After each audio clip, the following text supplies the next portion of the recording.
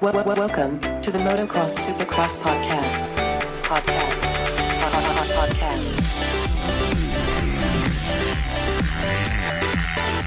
3, 2, 1, 0. The Motocross Supercross podcast. Episode 179.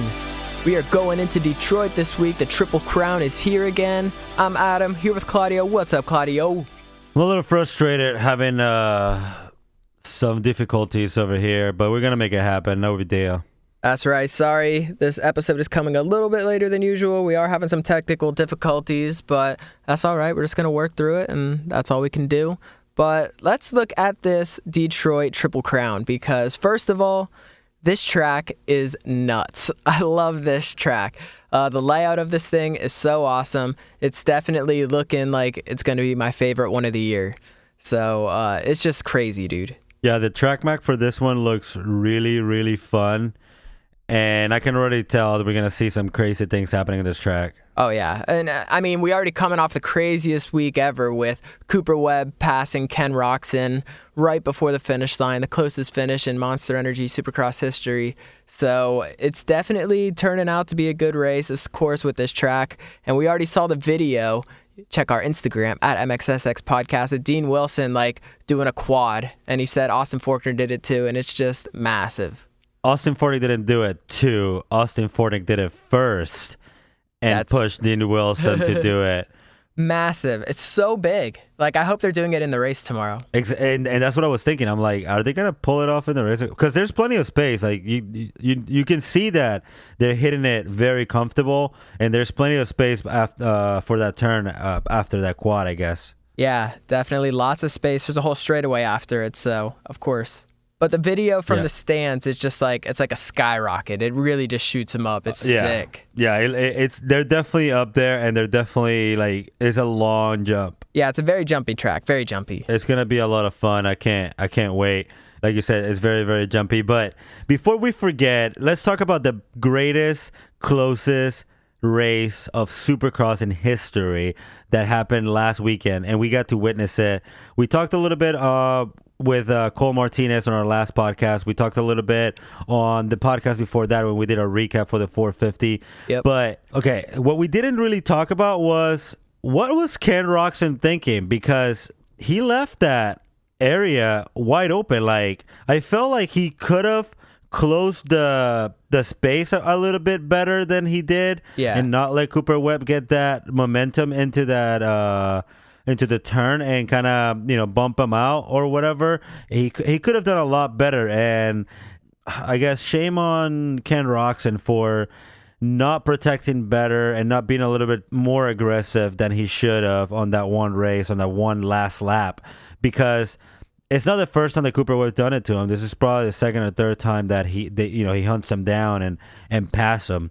And if I was Ken Roczen, bro, I will be very frustrated. Very frustrated, of course. And he is having a great season. His worst finish this year came in Oakland when he got 5th place. So, I mean, 5th place is his worst. He's had a lot of podiums, a lot of second places, some third places. So he's got to turn things around quick. He's got to win a race. I don't think you'll be able to win the championship without winning a race.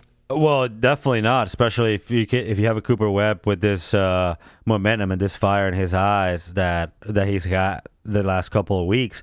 I feel like in a couple of podcasts before, you've mentioned how the only person that can probably beat Cooper Webb is Eli Tomac. Yeah. And I don't think so, man. I really don't. I think the only person that can beat him is Ken Roczen. Just being in a little bit of better shape or better shape mentally. This little battles that he's losing to him it has to be getting to him, and he has to be frustrated, man. Oh yeah, that's probably so hard to sleep after that race. Just coming up, just so short, just a hair short, 0.02 of a second short.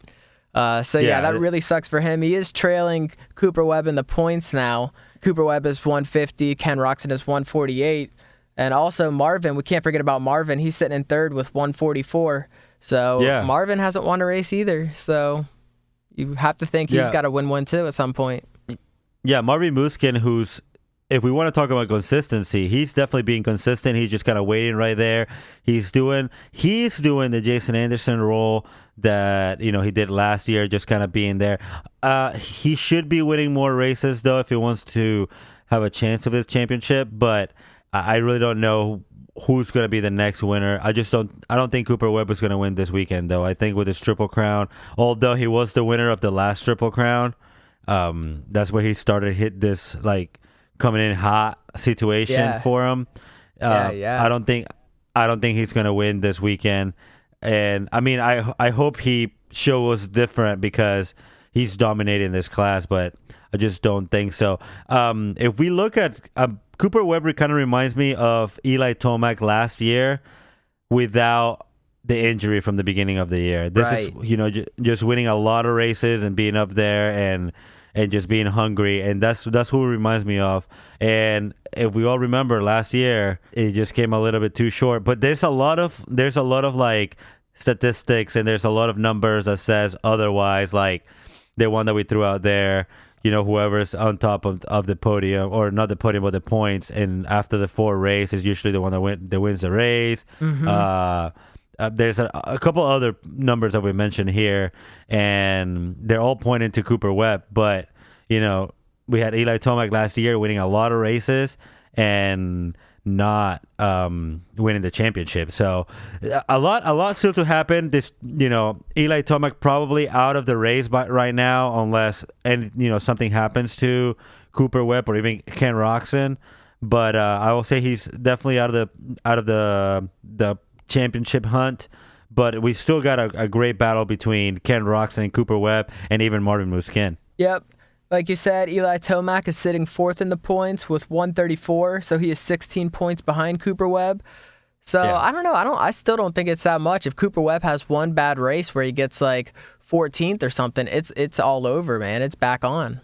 Oh yeah, no, believe me. But again, you have to consider Ken Roczen, who to also have a bad race, and then even Marvin Musquin to also have a bad race for him to even get back into fighting for this championship. 16 points is a lot, man, especially how stacked this class is and how close these guys are. Like, you really don't know what's going to happen.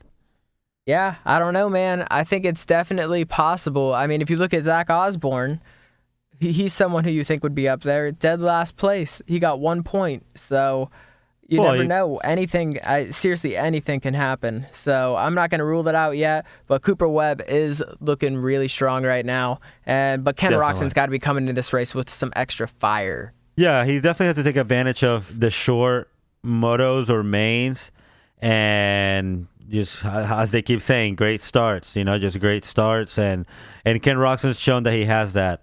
And I really can't wait to see what's going to happen this weekend. It's going to be a great race. We're in a dome, so weather's not really a factor here. The track looked really good from press day, and I'm excited. I'm very excited.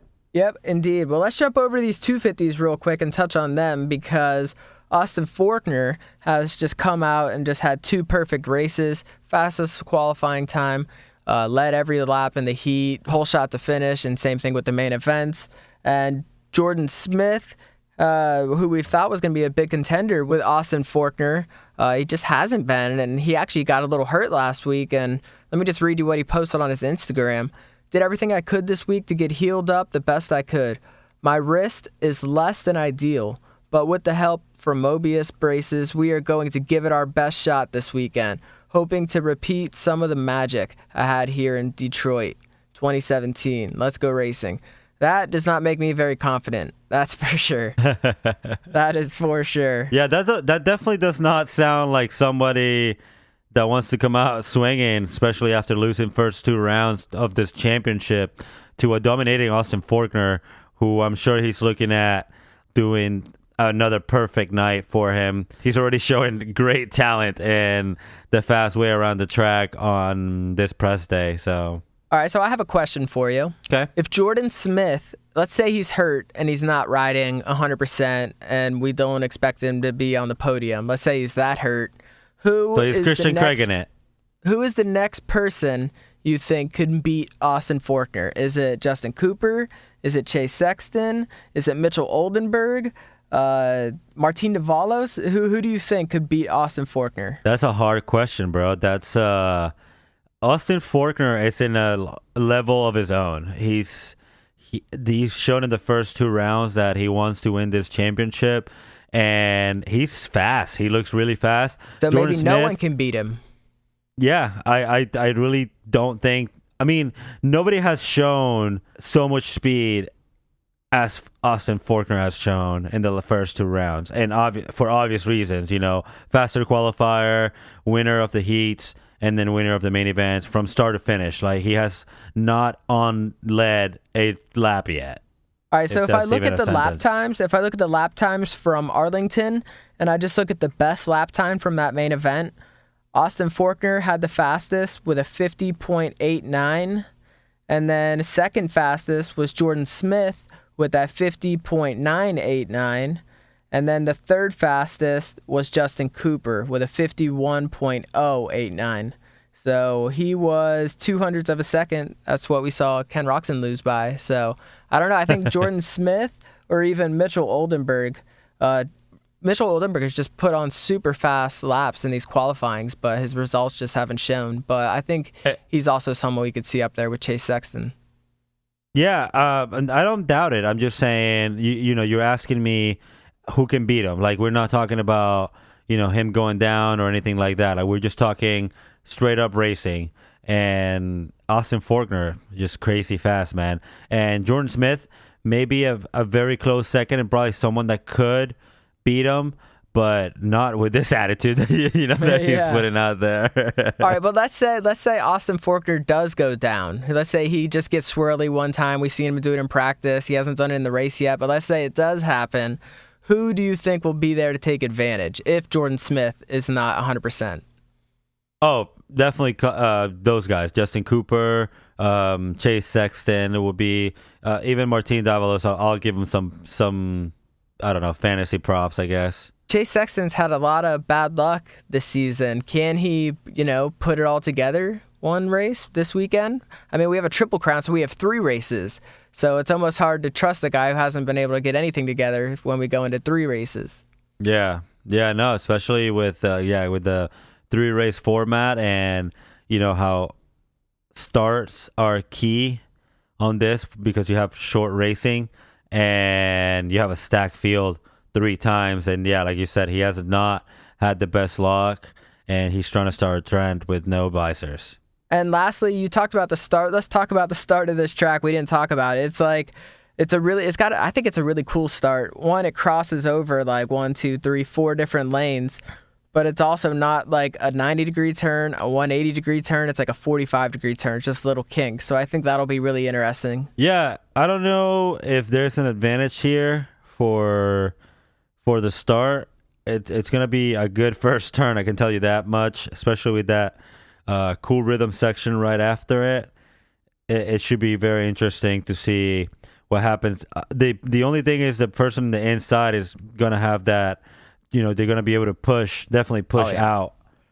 If you're on the outside, gate. You're done. You're going off the track for sure. Yeah, you're gonna eat some dirt because you're gonna hit that pavement or those like plywoods, and that's not fun. Yeah, you're gonna be eating the seats. Yep. All right. Well, is there anything else we should add to this quick little preview of the Detroit Triple Crown? One of the things that we can add to this episode and that we didn't really talked about, and it's Justin Barcia and Tyler Bowers. Is Tyler Bowers going to be back for this race? I think so. It looks like he'll be back. And yeah, I mean, he's coming off his disqualification for taking out Justin Barcia. So we're going to have to wait and see what he does. I'd like to see him go out there and just take him out again. I'll show him. That would be amazing. So that would be a badass move. That would be a boss move right there. I'll give you $100 if he does that. Please, Bowers, if you're listening. We're all cheering for Bowers. Take out Barcia. Yeah. Just do it. Do it for the fam. All right. Well, thanks everyone for listening to this episode. Tune in next time where we make our picks and let you know who's going to win. And